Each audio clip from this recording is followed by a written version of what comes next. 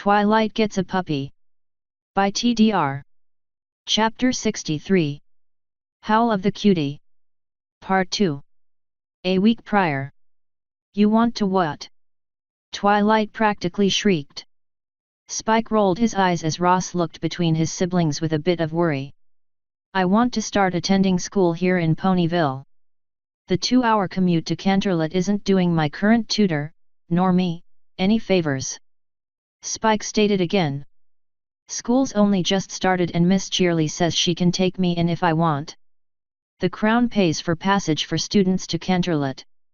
Twilight protested. 2 hours on a train, Twilight. Both ways, that's 4 hours of wasted time. Hardly efficient. Spike stated. Twilight sputtered as he brought up efficiency and Ross had to smirk. Spike had clearly prepared for this argument more than Twilight, judging by the flashcards he had made. Not to mention he had sprung this out of nowhere, knowing Twilight had a hard time handling surprises. Still, he knew why Twilight had issues with school, and Ross didn't like the idea of his brother having to deal with the same nonsense he and Twilight had. I could tutor you. Twilight protested, not liking that Spike already had her on the defensive. When? Between asking me to do stuff for you or your own studies? Spike countered. Last time I had issues with homework from my tutor, I couldn't even get you to pay attention to my questions over what you were reading. Well, Ross could. Twilight started again. Yeah, that's great if he didn't have his own jobs with the local guard with that hunting contract, or the doctor to deal with magical ailments. Spike checked another cue card. Plus, he'd only be good if I want to know who Sophocles or Henrik Ibsen are, not much else. Drama dog here doesn't care about higher education. Twilight looked at Ross with a horrified expression. Ross simply shrugged. He might know a lot, but if it wasn't practical or of interest to him, he didn't care. Spike hit the nail head on with that card. But bullies and idiot teachers end. Twilight muttered. One, I'm a dragon. Do you really think anyone would be dumb enough to bully me? 2, the teacher is Miss Cheerly, the mare who regularly beats you in Scrabble. Spike countered. Hardly an idiot. I still can't believe hippopotomonstrosequipedalophobia is a real word. Twilight growled. Much less it means the fear of big words. As for your third point, you did make friends with your schoolmates. And I'm already friends with Applebloom, and she's gonna be there. Spike responded. Bork. Ross added as Spike rolled his eyes. Snips and snails are a year behind and in another class. I probably won't even see them except at lunch and recess. Spike countered. And the whole town still has them grounded.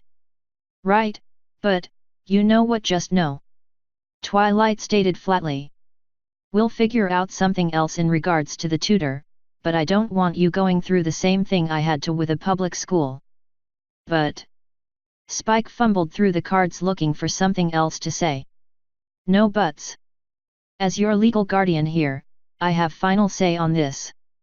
I'm sure there will be a compromise we can come to, but... Twilight began whirling up for a long-winded rant. Woof. Ross cut his sister off. What? What do you mean I'm not his legal guardian? Twilight blinked. Ross smiled, reaching into one of his pants pockets and pulling out a badly folded bit of paper. Twilight snatched it away with her magic, reading it over, her eyes narrowing. My parents made you our legal guardian. How? Why? Twilight stammered. You're the same age as me. You don't respond to their letters. Spike offered as Twilight scoffed. Ross held up a paw with all 4 claws extended. Woof, 1 finger went down. Woof, 2 down. Bark, another finger dropped. Yep. He's got a job, income, has graduated school fully, and doesn't have a documented issue with panic attacks. Spike pondered. Really, if that's all it takes, I have 3 of the 4. Those reasons are all bias against me. Besides, I have a job, Twilight huffed. That I do most of the time. When was the last time you let some pony check out a book? Spike chimed. Still, you know what public school is like, Ross, you've got to agree with me. Twilight protested. Woof. Ross countered with a shrug. Woot.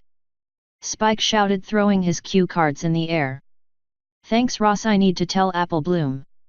The pair watched their younger brother run off as quickly as he could waddle, though Twilight waited until the door closed before she sat down and let out a long sigh, picking up one of the cards.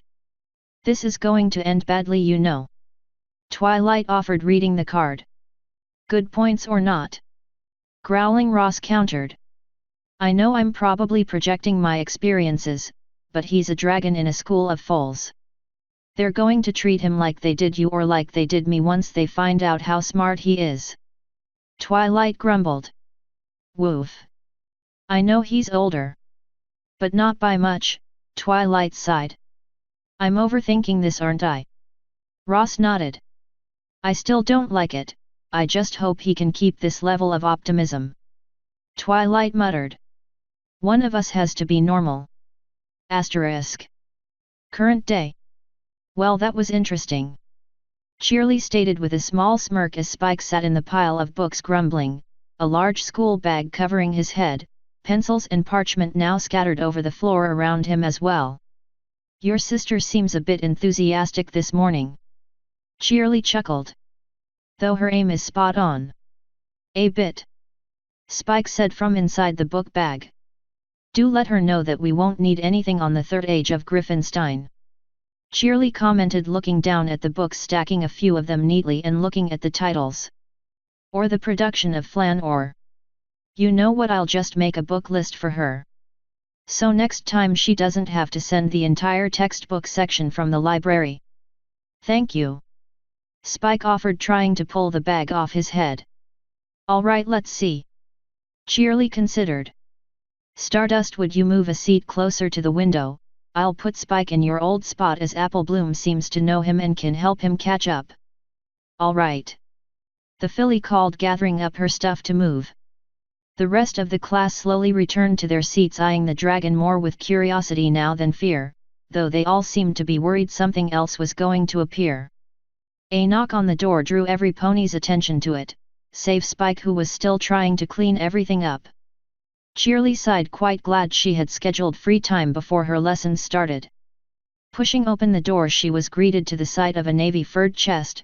Lifting her eyes upward, a pair of amber eyes stared down at her. Another filly screamed behind her, and there was another general stampede of panic again, save for one filly, and a dragon this time. Hi Ross. Apple Bloom called. I would think every pony would be used to you by now. Cheerily sighed. So what brings you here? Woof. Ross stated, holding up a power pony lunchbox. Oh great, my lunch. Spike chimed. I was afraid Twilight would try to teleport that too. Well, that's good. I don't suppose you're here to take some of these books back too? Cheerily asked. Ross simply rolled his eyes and nodded. Author's note. It's a little shorter than it was going to be, but I wanted to roll a chapter out on the 16th for personal reasons, and so I have. Woot, level up for me. End author's note. End chapter 63. Howl of the Cutie. Part 2.